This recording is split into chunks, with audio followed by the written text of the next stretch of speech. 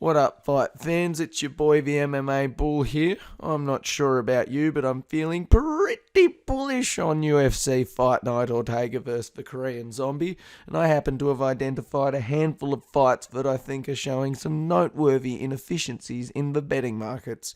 In the co-main event, we have Katlyn Chookagian, the flyweight female B-grade Jon Jones who hasn't finished a fight since early in her regional career, taking on Jessica Andrade, the powerful but stubby-armed former strawweight queen.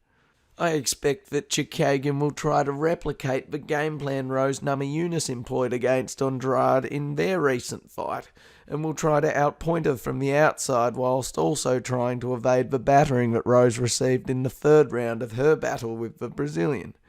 Incidentally, I thought that fight should have been called a draw, but I digress. My first inclination when analysing this fight was to look for the odds available on simultaneously betting long on Chookagian by points, while also shorting against her losing the fight. But that offered just a single-digit return, and I thought more value could be found by removing Andrade winning by submission from the equation. In the end, I arrived at two options. The first was to back the fight going the distance, back Andrade winning by KO, and cover in case of a draw as well, offering a return of 13.43%. The only outcomes that could upset my proverbial apple cart, or tip Daniel Cormier's proverbial bucket of Popeye's chicken on the floor, would be Chookagian delivering a knockout or submission, which I do not think is likely looking at her past fights and record.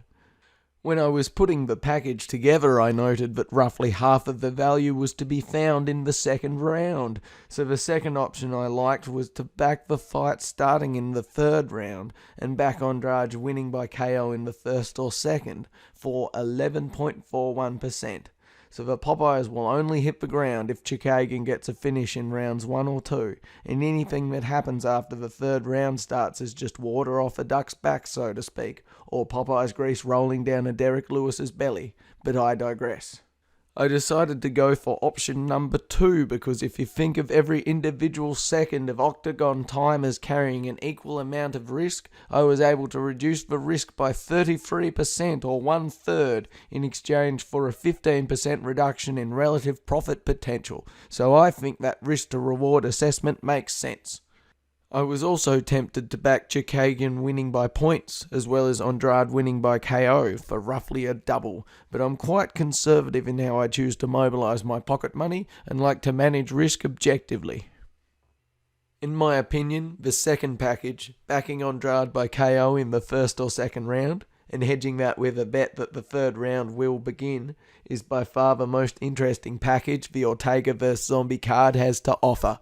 Considering the fighting styles and past records of these two ladies, I would be shocked to see a Chookagian finish and feel she is well-rounded enough to fend off an unlikely submission attempt from Andrade.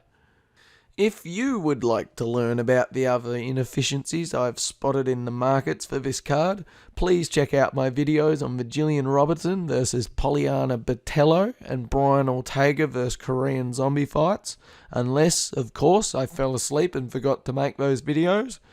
I have a more aggressive strategy that I've put together targeting a 31% return across those 3 fights, so hopefully I managed to get that documented.